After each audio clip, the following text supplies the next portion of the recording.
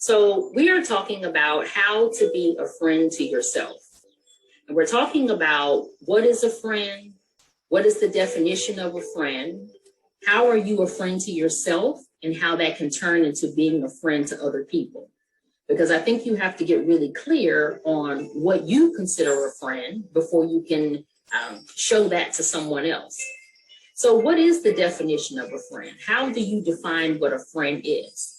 How do you determine how to put someone in the friend category versus the acquaintance category versus someone that's just a coworker, someone that you just went to school with versus a relative, and so on and so forth? How do you determine who is a friend? What is your definition of a friend? And I know for me, the definition of a friend is someone who I can be completely transparent with. It's very important for me at this particular point in my life to be able to be transparent. I want someone that I can be transparent with, someone that I can share my secrets with, someone that I can talk to that I know is not going to judge me. I know my secret is safe with them, right? So we're defining what a friend is. And a friend is someone where you can be yourself with that person, right? You can tell them your secrets. You can, bare your heart out to them. You can tell them what's wrong, or even better yet, they'll know what's wrong before you even tell them. Because they're your friend and because they know you, they'll be able to tell when something is off with you. They'll be able to know when you're not quite yourself. And they'll be able to come to you and say, you know what? I've been noticing you've been kind of quiet lately. I've been noticing you're not quite yourself lately. What's wrong? That's the characteristic that you want in a friend. That's the characteristic I would want in a friend, right? Everyone may have their own different definition. So what is a friend to you? A friend is always, someone that's, those good things, someone who you can talk to, you can be transparent with, you can tell them your deepest, darkest secrets and you know they're safe. It's someone who celebrates you and celebrates your successes. But also a friend is someone on the other side that's going to hold you accountable. A friend is going to be someone who is going to tell you when you're wrong. They're going to be someone that says, you know what you did yesterday was out of character. You need to go back and apologize to that particular person. Or they're going to say, you said you were going to start a business within the next 90 days, and I don't see a business plan. What are you doing? Where are you? Give me an update. You're going to be, accountability partners for each other. So that's what my definition of a friend is, but you can have your own definition. You can insert your own things to determine what a friend is, right? Because I believe at the foundation, you have to know what a friend is for you before you can try to turn around and be a friend for someone else, right? Because I think sometimes we start off trying to be a friend and making that external before we turn it inward on ourselves and figure out, well, I know how I treat myself. I know how I am with myself. I know how I extend grace to myself. I know how I'm careful and I love on myself, and I'm patient and kind with myself. These are the things that I want from someone else. And so I think, before we go and try to be a friend to someone else, we want to make sure that we are a friend to ourselves. And that makes it a lot easier for us to turn that inward, right? For us to be that friend to ourselves and make sure we're taking care of self and we're not putting such an expectation on other people. Because I don't think that that's fair. I don't think that it's fair to have the expectation of other people to be something to us that we aren't even to ourselves. If we're not a friend to ourselves, how can we expect other people to be a friend to us? If we're not even clear on what our definition of friendship is, if we're not clear on what that looks like, what that feels like, what that smells like, then how can we put that expectation on someone else? I think that's unfair to do that. I think it's unfair to put that expectation on other people to show up for you the way you don't even show up for yourself. So that's why I started off talking about what is your definition of a friend? What is your definition of a friend? How do you define it for yourself so you'll know it when it shows up, right? And maybe that's something you want to think about. Maybe that's something you want to make a list of, or just spend some time thinking about. This is what I consider a friend versus someone that's just an acquaintance. And they are two different things, right? And I think a lot of times we put people in the friendship category too loosely. I think we throw that word friend around a little bit too loosely. The person really isn't your friend. The person is really just somebody you went to college with. And I think that's the way you need to frame that. The person isn't your friend. This person is somebody who's your coworker. This person isn't necessarily your friend. This is the person who you grew up with. Y'all went to church together growing up, right? And so I think sometimes we loosely throw that word around. And I think, that might not be the most healthy thing to do.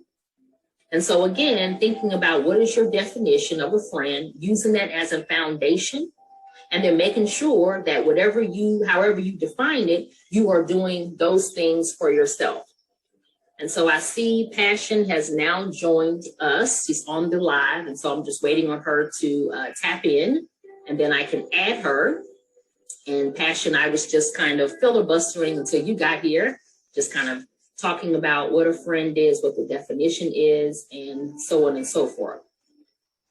So if you are just now joining, thank you so much for tuning in. And we are talking about being a friend to yourself and the importance of being a friend to yourself before you can be a friend to other people. That is what we are talking about today. Passion on the line. She is our special guest for today. Hey, sis. Can you hear me? Hi, sis. Can you hear me? Yeah. Good. How are you? It's been a day. It's been a day. It's been a day. I think that's how we started our last show, talking about it's been a day. So at least it's consistent. At least it's right. Consistent. But how are you doing, sis? How are you doing? I refuse to be consumed by the day that I've had. So overall, I will say that I'm doing well. I just celebrated my solar return a week ago. Yes, you did. A little over a week ago. So that was a wonderful day. And I was really grateful just to be surrounded by people who love me and to have the mindset that I did about that particular day, because in previous birthdays, it didn't go the way I hoped it would, and it didn't go as well as I thought it would. And so instead of being able to shrug it off, like I was just really consumed by that, and I felt the way about it. And this time around, it was like, listen, this is short notice, restrictions, and this new world that we're living in this new time. I'm gonna have to make the adjustments, and I was able to make the adjustments. And I think because I had really shifted my mind and I had shifted my energy, the results were so much greater, because all the love that I would have liked to have had and all the participants that I would have liked to have had in previous times, everybody just came together, everything came together. And so it was wonderful. And I was really grateful for that. So generally, in all things, I am grateful. Today's just been a day. Good. Well, yes. You kind of just came in with a bang. So let's kind of back up just a little bit. Yes. I'm talking you up this time while I've been on the line. So if you don't mind, just start off by telling us who you are, what you do, and if you don't mind telling us, why they call you Passion. So I am Passion, no last necessary, NOLAST, no last necessary, as in no last name required, because the first name says it all. I am a sentient being. I am a thought being. I am an empath. I am understanding and loving.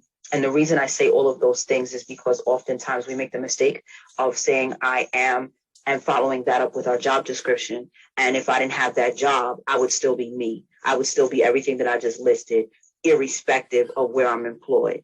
So where I work in the communications department in the public safety office. And thank you, Anna. And I do spoken word, which is in order of my three talents that I love is acting, spoken word, and then singing. And I utilize as much of that as I can to really forward the message of self-reflection, self-review, self-correction, and self-love. And so I teach and I educate as many as I can, or as many as are open to receive the message when I'm sharing it, just about how to be the better and or best version of yourself. for yourself and then for others, and showing people how if you will change your mindset for you, then by default, things around you will change. Absolutely. You change your mindset and you change your reality. That Correct. seems so cliche, but it is so true. That's just a It is absolutely true. basic foundational principle. So Correct. yeah. So Passion and I still aren't sure of how we met. I think we met on Instagram. I think maybe you commented on something of mine and we just instantly kind of hit it off, had a conversation. It was very organic. And then she was gracious enough to allow me to be on her podcast, which I'm going to That was my privilege. A little bit later. And I don't know if you saw it, but I dropped a snippet yesterday. I'm going to be dropping little snippets all this week. So I'm not sure if you saw that yet. I did not. I haven't really been on Instagram because there's been so much going on. So I haven't really been online. And when I did come online, then the whole your video was blocked thing. And that just sent me right over the edge. And so I had to put a new post up. So I haven't even really been scrolling. But I definitely, I love your content. So I'm going to pull up to your page and just catch up on anything that I haven't seen anyway. Okay. Sounds good. So let's just jump right in. Sure. And I know, are you still on a time schedule? Do we need to be mindful of the time still? Yes, because I'm on my lunch break. That's why I'm sitting in the car. Okay, well then you just put up the church finger and let me know when we need to kind of wrap up then, okay? Okay. So before you got here, I kind of talked about the definition of a friend. I kind of talked about what that was and the importance of kind of having that foundation for yourself. So I think I kind of covered that. So can we just kind of go to, once you define what a friend is, what your definition of a friend is, and kind of what you're looking for, how do you turn that inward on yourself? How do you become a friend to yourself? How do you love on yourself? How do you take what you are putting on someone else and what we kind of put out externally? How do you think we can turn that around to ourselves and make it be more inward? I think the first thing that we should do, and this just came to me, is ask ourselves how realistic our expectations are of someone else.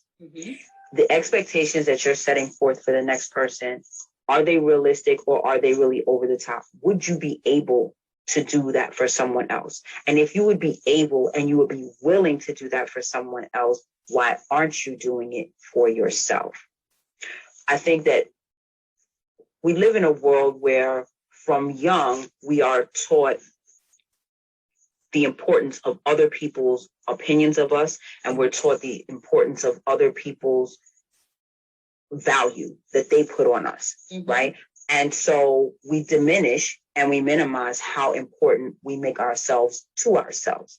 And so we count ourselves out. And so we don't ever stop to really develop a healthy relationship with self, right? Because we're so busy trying to cultivate these other relationships with other people. But if nobody was around, which you and I talked about, what would we do then? How would we function if there were nobody else? So I think the first thing is to see, are your expectations of other people realistic? If the expectations that you have in friendship are realistic, then before you start applying them to other people is to make sure that you're giving that to yourself. So if healthy communication is important, then have healthy communication with yourself, whether it's writing yourself love letters or as some of you know, I know you know, on Saturdays, I do something called Song to Yourself Saturday. And before Saturday actually happens, I'm usually rehearsing these songs and going over the lyrics. If I think of a song and I review the lyrics, I'll listen to it. And I'm like, you know what? I think these lyrics are perfect for a love letter to yourself. In some way, somehow, you should be writing some kind of love letter to yourself, and you should be verbalizing it, right? Not everybody can sing. So if you can't sing really well, or you don't like the sound of your voice when you're singing, even if you're looking at these lyrics and you're just speaking them, these are ways that you can be having a healthy communication with yourself to say, self, I value you, I love you, I appreciate you, I think the world of you, I think you're amazing. And continually boosting your energy, which enhances your vibration, it raises your frequency, and it puts you at a level where what you begin to attract to you and what you begin to be drawn to are people on that level. Mm-hmm. So having that healthy conversation with yourself, if healthy communication is something that you're looking for in others, supporting yourself. What are the things that you're doing in terms of bigging yourself up, right? So I'm a spoken word artist, and I think that I write joke poetry. There's poems that I've written in the past, and then I like put them in a box and I read them again, and I'm like, girl, you could write. Mm-hmm. Encourage yourself in that way. Post it, share it. And if nobody bigs you up, that's all right. Clap for yourself. There's no hard and steadfast rule that says that you can't clap for yourself. There's no hard and steadfast rule that says you can't watch your own video. You can't watch your own movie if you were acting in a show. You can't click like. I mean, we do look crazy at people who click like on their own post, but there's no hard and steadfast rule that says you can't do it. So support yourself, encourage yourself, do your affirmations. But if affirmations feel uncomfortable to you, write a love letter to yourself and write all of the good things, all of the things that you expect to see manifest, and sign it with all my love and in sincerity, me. So you know it's from me to me, and this is only for us, but this is our moment. I think that's one of the best ways that you can be a friend to yourself, and that's how you begin to turn it inward. And also, especially if you're in a later part of your life, right? So if you're past your 30s, at this point, if you're still trying to establish that friendship with yourself, sometimes it's recognizing that you're going to have to stand your ground when nobody agrees with you, no matter how uncomfortable it is, and no matter how many people are trying to convince you that you need to get on board with their thinking. You're going to have to stand your ground and say, you know what? I know I'm right. And I don't want to be obnoxious, but I'm not going to allow myself to be moved. So I'm going to stand firm in this. And it's okay, because I got me. Mm-hmm. And we got each other. Me, myself, and we got each other. And that's all we need. Yeah, well, you know, you and I are always in sync with each other. You made me think about something when you talk about writing the notes to yourself. And one of the things that I put on my page, two different things that I said in line with that was, you know, writing the notes to yourself, maybe on a sticky note or a little piece of paper, and then hide them from yourself, you know, put them in a drawer, put them, you know, in your glove compartment in your car, put them in different places, and then go back and find them later on. So the times that you're not even really thinking about it, you're going to open a drawer and you're going to see, I love you. You're going to open your glove compartment and you'll see something that says you're special. You're going to see something that says people are thinking of you. So that's one way you can write those notes to yourself. And then also something else that I posted one time was to set reminders on your phone. You know, if you remind yourself of different things, or write a love note to yourself on your phone and just set it for random days over the next couple of months. And so, you know, you'll be surprised because nothing is by coincidence. You know, you're having a rough day or a different type of day. You know, you're at work or you're sitting at the red light or your children are driving you crazy or whatever the case may be. And then the right message will pop up on your phone at the right time. Right, at the right time. So I think that's two different ways. If you want to write a letter for, you know, if you're able to do that. But for the people who think I can't sit and write a whole entire letter, well, then just write one or two sentences to yourself and just hide it in different places, or put one or two sentences on your phone and it'll randomly pop at a time. You'll forget that you even did it because, you know, I did that for myself and it pops up. But you'll be surprised how you'll get that encouragement right at the time you need it. So absolutely. That's good. That's good. So, if you don't mind, you know, if you can share with us maybe what particular point in your life, was there a particular turning point? Was there an aha moment for you where you realized I need to be a friend to myself? I need to change my mindset. I need to start being better to myself than I am to other people. Did you have any kind of aha moment? When we were talking, I had to definitely have that moment where it was like, for years, it's been said to me. For years, I've probably been aware of it, but I never verbalized it myself, that I'm a better friend to everybody else than I am to myself, and that's problematic. So if I had to say when I had that aha moment, I would say like 4 weeks ago, which is terrible. Yes, because I've always known that I've been a great friend, and there aren't a whole bunch of people who could or would challenge that, right? They will say, oh no, like, you always come through with the greatest advice. You're always there to support you. You know, you always have my back. I really appreciate you. But instead of preoccupying myself with reciprocating that or replicating that for myself, I was more preoccupied with, so how is it that these people can say like, wow, you're such a great friend, but they don't do what I do? Like they won't give not even a fraction of what I give. That's crazy to me. And so it was it's really when I started doing this podcast and I really started thinking about like all of the work, because nobody ever really has a conversation with you and says friendship is a responsibility, which it is. And Say so say that again. Nobody really has a conversation with you that friendship is a responsibility. Okay, well, break that down for us. What do you mean by that? So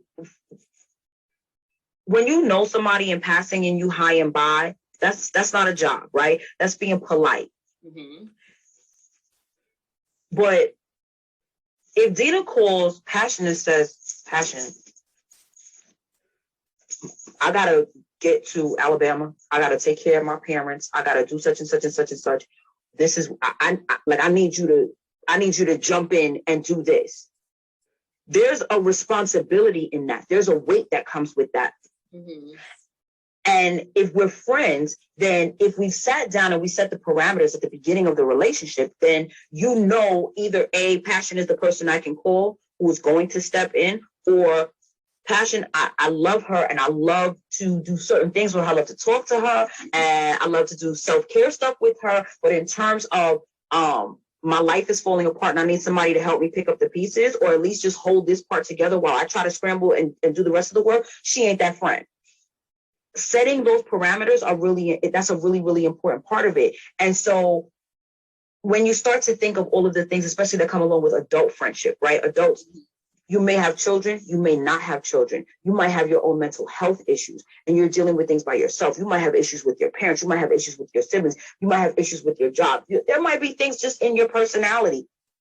There are nuances and sectors, right, that we have to navigate, and we navigate them very, very differently than when we were children. When we were children, it was, hey, Dina, I like you. You want to be my friend? Okay, Passion, sure. And that was it. And we were friends. Right. Now it's, I need my space. If I'm going inside of myself, I need to be myself, and I need you to respect my boundaries. And, you can call me during these hours and you can't call me on these days. And, I tell everything to my spouse. And so whatever you communicate to me, you're communicating to us. There are all these different levels that come along with it. So it's a responsibility that's involved. And a lot of times it can feel like work. But any healthy relationship requires work. Mm-hmm. And we shy away from the work aspect of it because it's so much easier to gravitate to the social aspect of it. It's fun to do the social things. It's not fun to tell somebody they get on your nerves when they tell you certain things, or when they speak to you a certain way, or when they're always complaining, because we don't know what their response is going to be, or we do know what their response is and we don't necessarily want to deal with it. Mm-hmm. We don't want to deal with the fallout. So there's a responsibility that is involved in friendship. And I just feel like if we understood the gravity of that, because when I popped in, you were talking about, how loosely we use the term friend. If we understood the gravity of the responsibility, we would not be so careless and callous about how we use that term. We would pick and choose very wisely who we call friends, and everybody else will fall into the category of associate or acquaintance or coworker, colleague, right, person I met at a party. Right, exactly.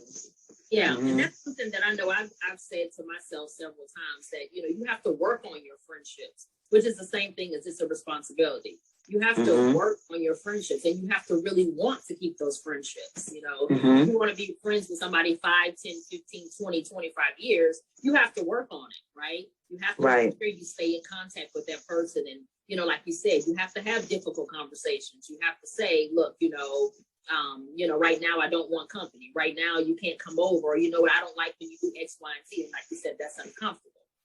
So, yeah. I do definitely agree that it is a responsibility. It's something that you have to work on. Mm-hmm. So, you said earlier that, what we've been talking about is being a better friend to others than we've been to ourselves, and how we're trying to turn that around. So do you think that as women, that's more prevalent in women, that we're more prone to do that? Maybe because we're always, told to take care of other people, we're nurturers and things like that. Why do you think that maybe that shows up in women more so than men, if it does? I think it does show up in women more so than men, but I also think that a lot of that is communication based. We are encouraged to be the nurturers. We are encouraged. I heard it stated somewhere, we raise our daughters and we love our sons. Mm-hmm. So we put a lot of the onus on the female children to learn all these skill sets when it comes to caring and communication and presence. And our sons can just, be lumps on a log and they're rewarded for that. Oh, but he's there. Yes, he's there and useless. So why are we clapping for this? Mm-hmm. What is he doing while he's being there other than saying that he's supposed to be the leader, but not leading? Make it make sense. So I think that it shows up more in women because women, the expectation is more on women to do the communication, to do that heavy lifting of talking and building these bridges. And when somebody sets the bridge on fire, sweeping the ashes up and rebuilding the bridge, or finding the way to navigate the things that a lot of men are allowed to fall apart and throw people away. The other day, I was doing an episode with one of my friends, with Barry, and he said that he found more with his female friends that if he wasn't in contact regularly, that they felt a way about it. I don't think that that's necessarily just a female friend thing. I think that's a communication thing. You have relationships with these people where I don't necessarily think it's an unspoken understanding. I think it's more like, I don't really want to talk and you don't really want to talk. So since neither one of us wants to talk, we'll just, you good every so often and we'll pretend like that's effective communication. It's not effective communication, because what your homeboy is not telling you, I guarantee you he's sitting up there telling somebody's sister, somebody's mother, somebody's auntie, somebody's cousin. Mm-hmm. So it's the communication that I think that's why, because there's an expectation for us to always be the ones, because they're not comfortable with it. Right. Often they're not comfortable with it, and so things that make them uncomfortable, they're allowed to shy away from or evade. Mm-hmm. And we're not. We have to learn how to deal with it. Absolutely. That definitely makes sense. And mm-hmm. Thinking about something you said earlier about setting expectations up front with friends. I know mm-hmm. I've never done that. I've never, ever set the only expectation I've set up front is when I was hiring an employee, and I had an expectation of what you're going to do on the job and what you're not going to do. But I have never, mm-hmm. in any personal relationship, whether male or female or whatever, I have never, ever set an expectation. And I think that probably is the main reason why, certain relationships didn't go, or friendships didn't go the way that they were supposed to, because I didn't say, like you said, hey, when you want to talk about X, Y, and Z, I'm the person who can come and, you can talk to them about it. But when it comes to these other things, A, B, and C, then I'm not the person. Or to kind of let people know, like I'm trying to do now, that I'm a problem solver. I'm not a person that you come to, have a pity party. That's just not who I am. My natural inclination is to try to solve that problem.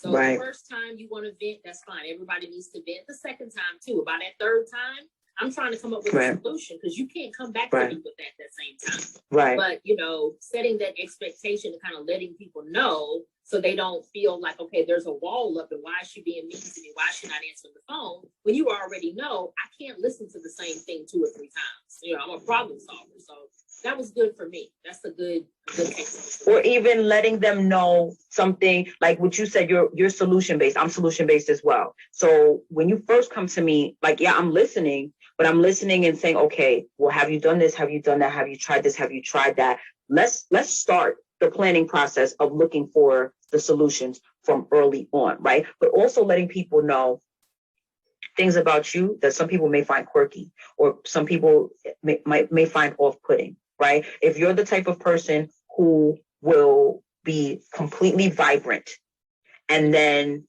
on a drop of a hat, shut completely down, that's very off-putting to people who need you to be at whatever level and stay at that level. Mm-hmm. Right. I'm moody, but not just because like I'm fickle, right? So if something disturbs me, I'm probably going to shut down. And the reason why is to protect everybody, right? Because you're not going to want to hear what I'm going to have to say. Then you're going to want to tell me that I shouldn't say that, which is only going to further trigger me. So then I'm going to go off on you for trying to check me for advising you as to why I was disturbed. So the best thing for all parties involved is for me to now be like, I don't have anything to say. And you don't get to demand my energy be present because that's what you want.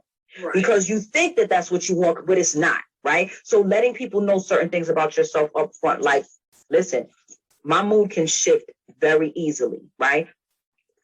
If you see something on my face and you are not certain that it has something to do with you, ask the question. Make no assumptions.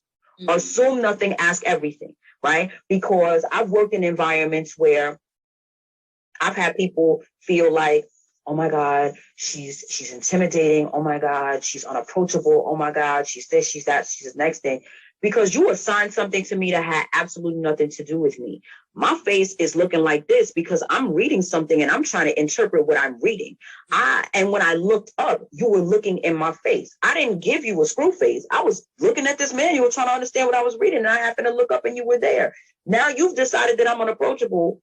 But did you ever ask me, like, are you good? Because I would have told you, like, yeah, I don't know what's going on here. What's up? How are you? What can I do for you? You understand what I'm saying? So I let people know certain things about me like that up front. Not only setting my expectations, but advising you of the things that you might find uncomfortable. So this way, there's no question about it. So if it comes up later and it's like, well, I didn't know. If you didn't know, that's because you weren't paying attention, dear. Mm-hmm. That's not because I didn't tell you. So then that's on you. Mm-hmm. You know, and I don't think people sometimes understand how draining that can be when you're constantly having to, you know, justify. You're just being yourself, right? You're just walking around every day, just being who you are, not thinking about trying to be unapproachable or any of the other adjectives or labels they want to put on you. You're just walking around being who you are, and they keep interpreting that and imposing that and putting that onto you.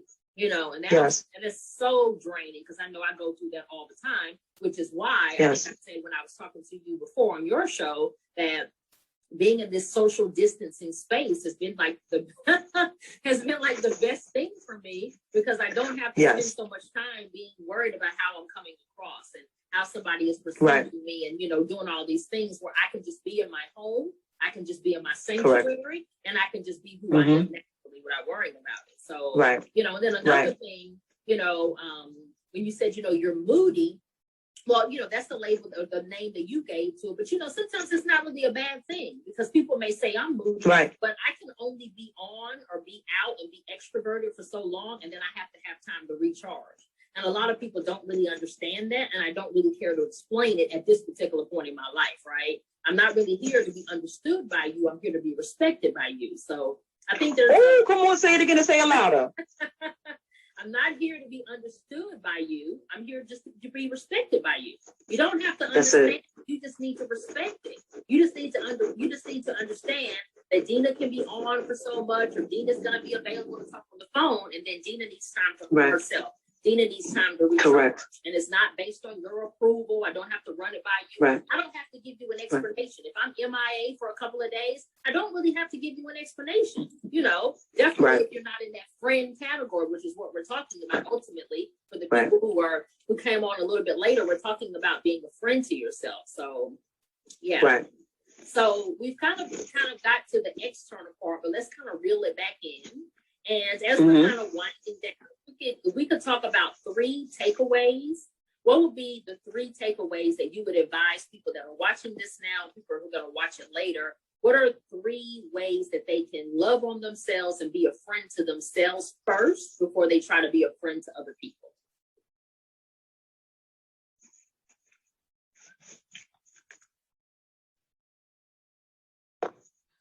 First thing I would say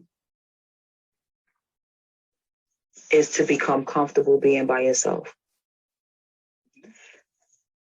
There are too many people who are uncomfortable being by themselves because they don't like their own company.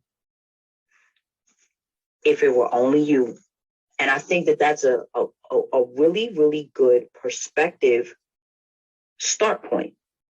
If you look at life from the perspective of, if it were only me here, how would I navigate this? If there was nobody else for me to talk to, nobody else to opine, how would I navigate this?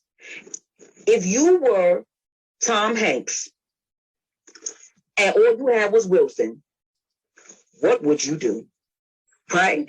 Be comfortable being by yourself, because you see what happened when Wilson floated away. Like, we were all devastated when Wilson floated away. Mm-hmm. And he was crushed, but he had to make a decision, right? And there was a time in my life where I had to choose, like, okay, are you going to keep going, or are you just going to give up? So you have to be comfortable being with yourself and by yourself. You have to be comfortable with the sound of your own voice, whether you wish your voice was deeper or lighter or richer or more raspy, whatever. You have to be comfortable with what you have first. You can make adjustments later, but you have to be comfortable with what you have and who you are. Mm-hmm. If there are things within yourself that you dislike, you have the right and the responsibility to change them. Mm-hmm. So do so. But don't make changes according to other people, right? So that you can fit these molds that other people have set for you. Make the changes because it's like, you know what, within myself, I don't like feeling this way. Or if it's because you don't like the way people are responding to you because you recognize that you are making people uncomfortable and that makes you uncomfortable, then make those changes. So first, be comfortable with yourself. Two, whatever it is that you dislike about yourself, make the corrections. There's nobody stopping you from making those corrections, right? I would say 2.5, the things that you like about yourself, celebrate them.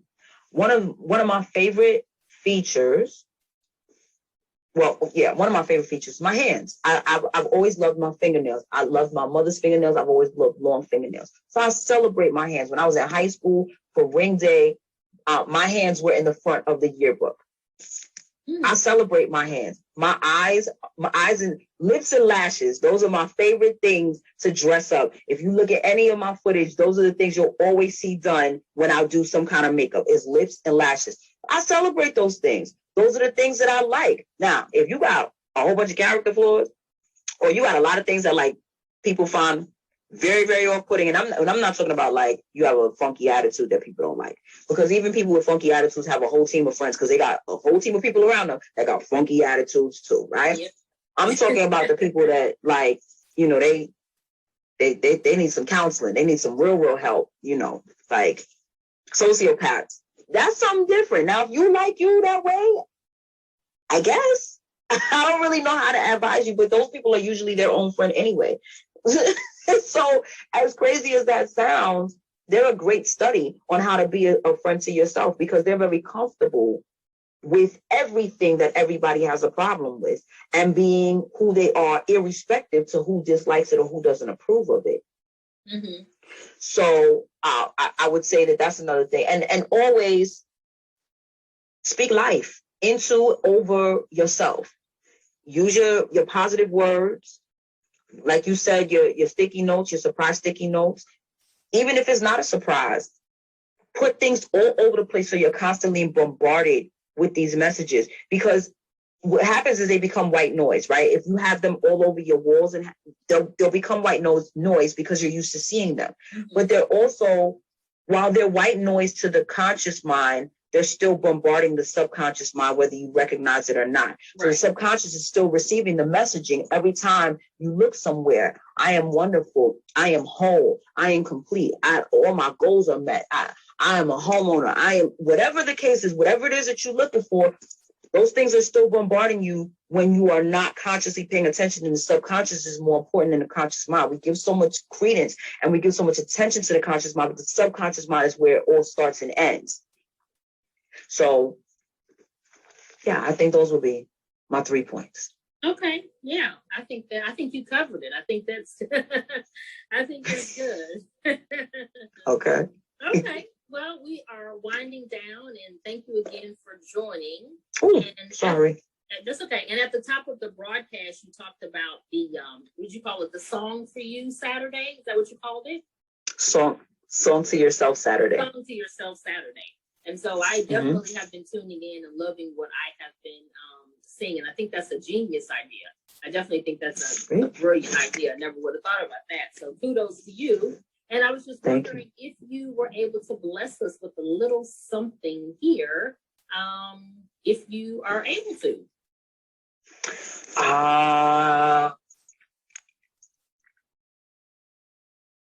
When I first saw you, I said, oh my. I said, oh my, that's a dream. That's my dream. I needed a dream when it all seemed to go bad. Then I found you, and I have had the most beautiful dream anyone's ever had. When I first saw you, I said, oh my, that's a dream. That's my dream. I needed a dream to make me strong. You were the only reason I had to go on. You were my dream, all the things that I never knew. You were my dream, who could believe they could ever come true? And who would believe the world would believe in my dreams too? When I first saw you, I said, oh my, that's my dream.